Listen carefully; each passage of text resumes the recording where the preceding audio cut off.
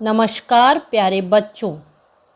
हमारे पास जो भी वस्तुएं हैं हम उनसे कभी भी संतुष्ट नहीं होते।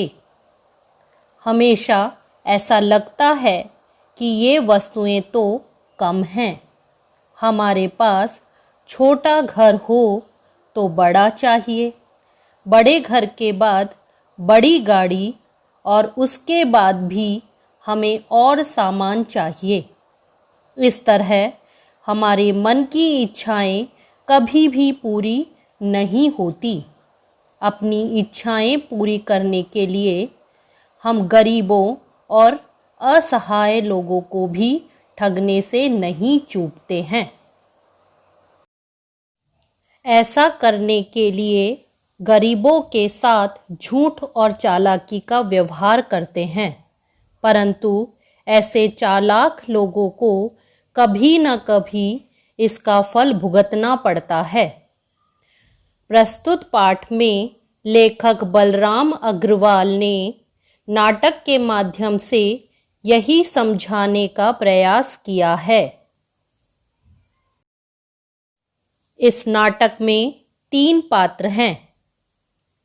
धनीराम 45 वर्षीय गांव का मुखिया या प्रधान, मिश्री 11 वर्षीय गरीब बालक, धनिया मिश्री की माँ।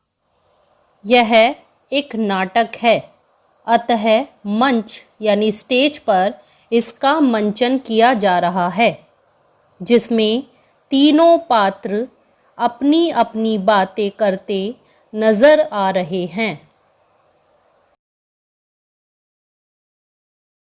एक धनिया गांव का मुखिया हूँ, तो गांव वालों के सुख दुख की जिम्मेदारी भी मेरी ही है। तेरा बेटा ये मिस्री माना कि अभी छोटा है, लेकिन इतना छोटा भी नहीं कि कुछ कर ही ना सके। क्या काम करवाओगे इस भोले भाले बालक से? अम्मा, असलियत में तो मुझे स्कूल जाने से रोकना चाहता है यह। क्या कह रहा है बेटा? तुम्हारे बारे में नहीं बोल रहा। तुम क्या काम करवाओगे यह बताओ। भाई काम क्या, पत्थर उठवाएंगे इससे, हल्का फुल्का ही बताएंगे कुछ। बताओ फिर। भाई बात यह है कि बिना काम कराए तेरी कुछ मदद करूंगा तो ना तो तेरा मन उस मदद को मानेगा और ना मेरा। बिना मेहनत की कमाई का भोग लगाओ तो भगवान भी बुरा मानते हैं, है ना? सो तो है। वो सामने देख, मेरे घर में 5 भैंसे हैं। मिश्री सुबह सुबह इन्हें जंगल में चराने को ले जाए और शाम को वापस यहाँ लाकर बांध दे। रात को इनके खाने के लिए चारा पानी इनके सामने रख जाए, बस फिर अपने घर जाकर सो जाए। मजदूरी क्या दोगे? मजदूरी? भाई मजदूरी भी देंगे, मुफ्त में तो किसी से सड़क पर गिरा रुपया भी ना उठवाऊं मैं। रुपया क्या, तुम तो 10 पैसे का एक सिक्का भी ना गिरने दो सड़क पर। कुछ कहा बेटे ने? कुछ नहीं, इसकी तो आदत है बैठे बैठे कुछ बोलते रहने की। तो बात पक्की?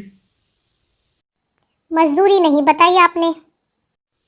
भाई ऐसा करते हैं, 5 में से उस बड़े कद वाली एक भैंस का दूध सुबह सुबह तेरा, मंजूर है? नहीं। तो किसान की बेटी हूँ ठाकुर, इतना तो जानती ही हूँ कि ज्यादा उम्र की भैंस ज्यादा दूध नहीं देगी। अरे भाई, मैंने बड़े कद वाली भैंस कहा था, बड़ी उम्र वाली भैंस नहीं कहा। जो भी कहा हो, मुझे उस छोटे कद वाली भैंस का दूध चाहिए मजदूरी के बदले में। उसका ले लेना। एक बात और। क्या? सुबह शाम दोनों वक्त का दूध चाहिए। भाई ये तो उंगली पकड़ते पकड़ते पहुंचा पकड़ने वाली बात हुई। काम कर या मत कर, दूध तो बस एक ही वक्त का मिलेगा, वो भी सुबह का। सोच लो। सोचना क्या, अब तू जिद ही पकड़ रही है तो भाई चाहे नुकसान हो जाए लेकिन मदद तो तुझ गरीब की करनी ही है। लेकिन उस एक ही भैंस का दूध देना तय है। सोच ले, वह कम दे, ज्यादा दे, ना दे, सब तेरे भाग्य पर निर्भर है। ठीक है, कल सुबह से मिश्री अपना काम शुरू कर देगा।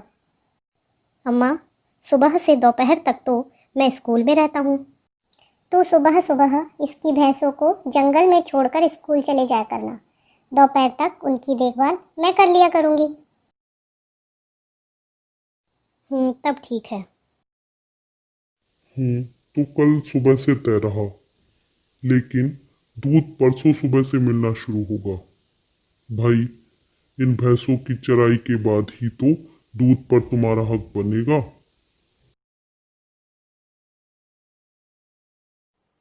ठाकुर साहब, एक बात समझ नहीं आ रही। कौन सी बात? मिश्री का बापू जब जिंदा था तो बताता था कि ये पांचों भैंसें सुबह शाम 10-10 किलो दूध देती थी। जंगल में इन्हें चराकर लाने का जिम्मा मिश्री को मैंने इस उम्मीद से दिलाया था कि खुली घास खा के इनके दूध में बढ़ोतरी होगी। कुछ दूध हम माँ बेटे पी लेंगे, कुछ बाजार में बेचकर पैसे कमा लेंगे।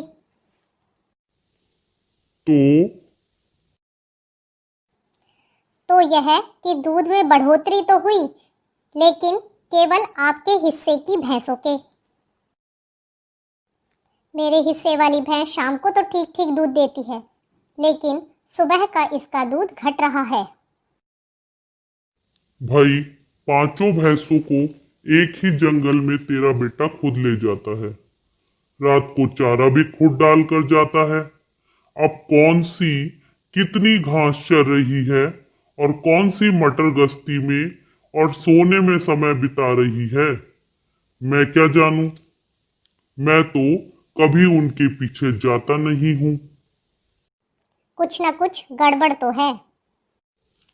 भाई, जंगल में तो तेरा बेटा रहता है इनके साथ। रात में ये मेरे घर में रहती हैं।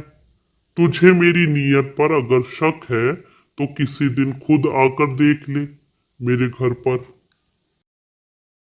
वो तो मैं देखूंगी ही। और कान खोलकर सुन लो ठाकुर, अगर कोई गड़बड़ मैंने पकड़ ली तो तुम्हारे खिलाफ पंचायत बैठाकर अपने हिस्से की भैंस अपने घर में बांध लेने की फरियाद करूंगी मैं। वह भी हमेशा के लिए। तो दोनों को वाकई शक है मुझ पर। नहीं जी, आप तो अन्नदाता हैं हमारे, आप पर शक करूंगी मैं तो अपने मन की बात आपको बता रही थी। लगता है मेरे भाग्य में ही कुछ खोट है, जो इतनी अच्छी भैंस कम दूध दे रही है। मिश्री बेटा, ले जा इन भैंसों को जंगल में चराने।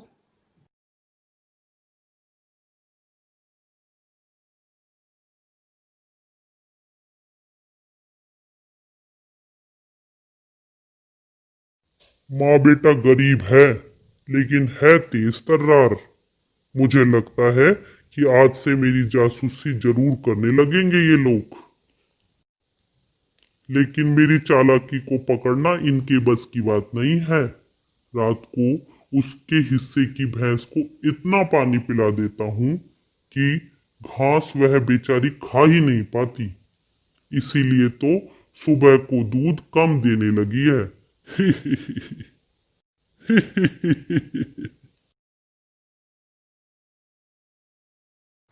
बड़ा चालू बनता है ठाकुर।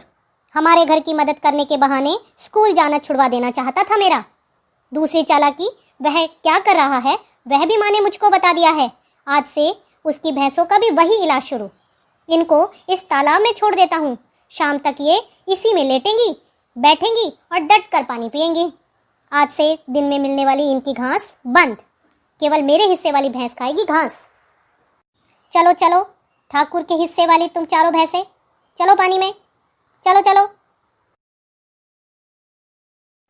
बिल्कुल ठीक, 2-4 दिन में जब ये भैंसें भी कम दूध देना शुरू कर देंगी तब आएगी उसे अक्ल। अब तू स्कूल जा बेटा, इनकी देखभाल मैं कर लूंगी। चलो चलो, तालाब में ही रहो तुम चारों, चलो चलो।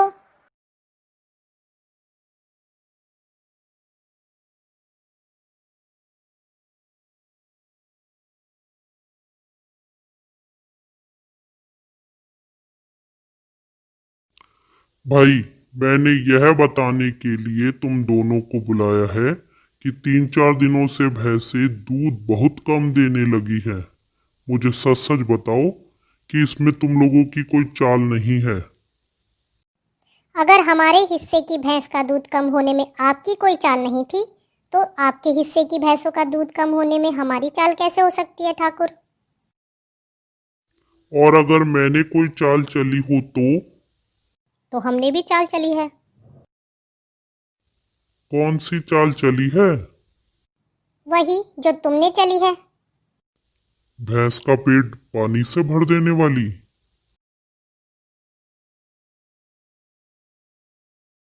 बाप रे, यह मेरे मुंह से क्या निकल गया? जो सही था वही निकला है।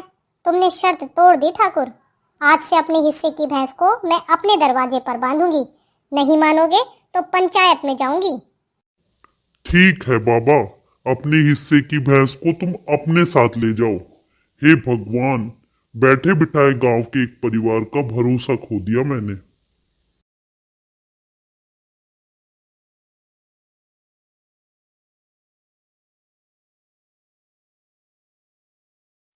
धनिया, यह भैंस आज से तेरे दरवाजे पर बंधेगी। नहीं ठाकुर, तुम्हें अपनी करनी पर पछतावा है तो इसे यहीं बंधी रहने दो। लेकिन अगर तुमने फिर से, तौबा तौबा। तब ठीक है। इस प्रकार इस कहानी से हमने देखा कि जो व्यक्ति जैसा करता है, जब उसके साथ भी वही सब घटना घटित होती है तो उसे कितना बुरा लगता है। इसलिए हमारी कथनी और करनी में अंतर नहीं होना चाहिए। शब्दार्थ।